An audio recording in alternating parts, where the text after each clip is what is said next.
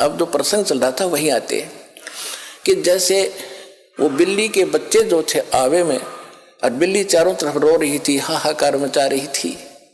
उधर से प्रहलाद भगत भी एक ऐसे पिता के जन्मा था जो कति नास्तिक और खुद भगवान बना बैठा था, लेकिन वो पिछले संस्कार का बालक था। कभी इसी जन्म में उसने भक्ति की थी, वो भक्ति की अब तभी तक कसक उसमें थी। राक्षस परिवार में भी जन्म लेकर उसमें भक्ति की आस्था थी, तो पिछले जन्म का पुण्यकर्मी प्राणी था। और उस पिछले पुण्य से ही उसकी कबीर परमात्मा ने ही नरसिंह रूप धारण करके उसकी मदद की थी। इन विष्णु वैष्णु का व्योत नहीं था। अब धीरे धीरे आपके प्रकाश में आएगी सारी कहानी। अभी तेने मूर्ख बना रखा था हमने, सिर्फ एक सटोरी सी बना के छोड़ दी थी, कथा सुना दी थी। प्रहलाद को क्यों बचाया, अन्य को क्यों नहीं बचाया कभी ऐसा? अरे यहाँ सबको बचाएंगे जो जो नाम ले रहे थे, आप तारे सामने दिखा दूंगा कितने रक्षा कर रहे परमात्मा, पल पल में कर रहे हैं। ऐसी ऐसी दुर्घटना सुनाते हैं बच्चे, ऐसी ऐसी परिस्थितियों में परमात्मा मदद करते हैं। अब प्रत्येक के साथ कर रहा है। वो पिछले जन्म के थे, अब ताजे और बना दिए हमने, अब इनसे भी साथ होगा भगवान, इनके प्रतिफल भी आपको देना शुरू कर देगा।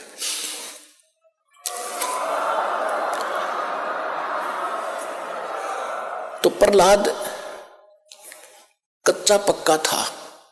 प्रहलाद के पिता ने बचपन से तो भगवान की भक्ति करता था, लेकिन विष्णु का पुष्प जैसे भी सुना ज्ञान किसी ऋषि से, नारद जी ने उसको गर्भ में शिक्षा दे दी थी जब वो गर्भ में था मां के।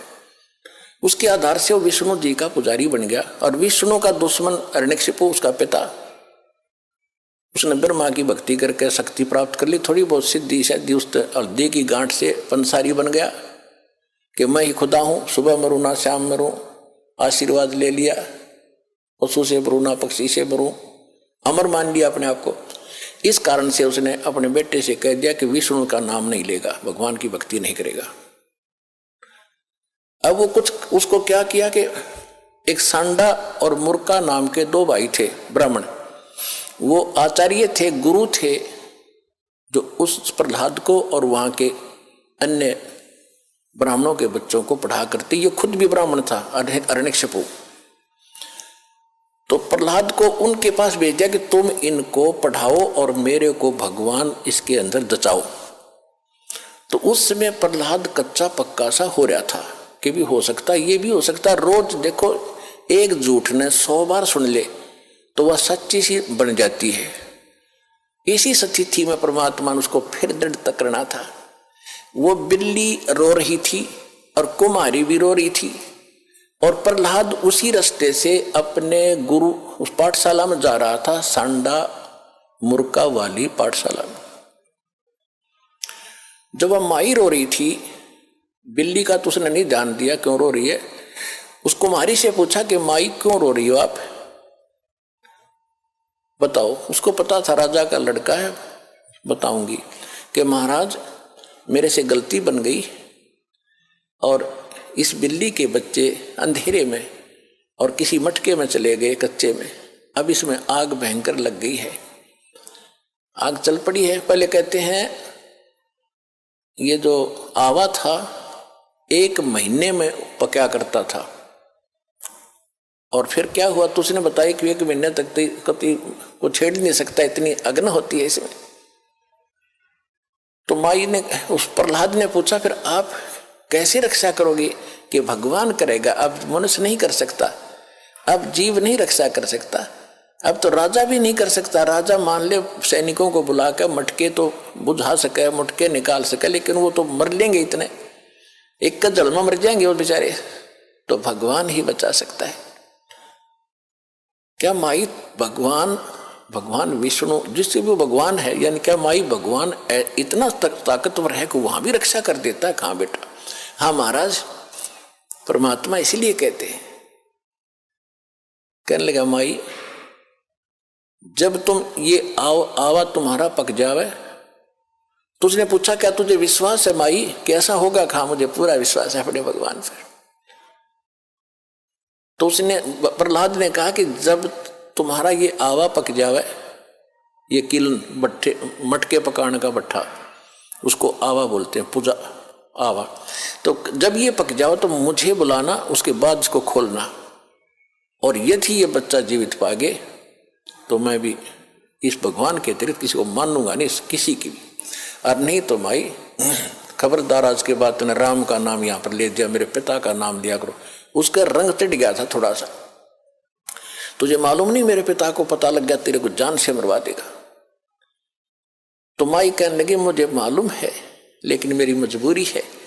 आपके पिताजी भगवान नहीं है और इनको नहीं बचा सकते, मेरा भगवान बचाएगा। इस कारण से क्या हुआ, परमात्मा ने ऐसी अगले ही दिन ऐसी ठंडी हवा चलाई। वो तो लीला थी दाता की। 3 दिन के अंदर, पहले एक महीने में पकता था, 40 दिन में, 3 दिन में हवा पक कर तैयार हो गया और आग बुझ गई, कति ठंडी होगी।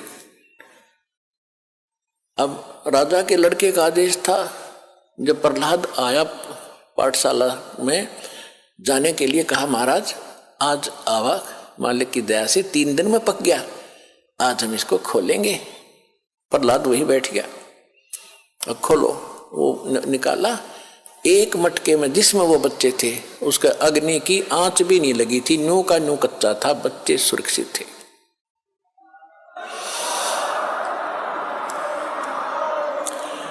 तो उस दिन से प्रहलाद को दृढ़ विश्वास हो गया कि सचमुच भगवान ही कर सकता था, मेरा पिता यहाँ कोई का कोई रोल नहीं था। तो बेशक राजा है और बेशक ये भगवान कहता।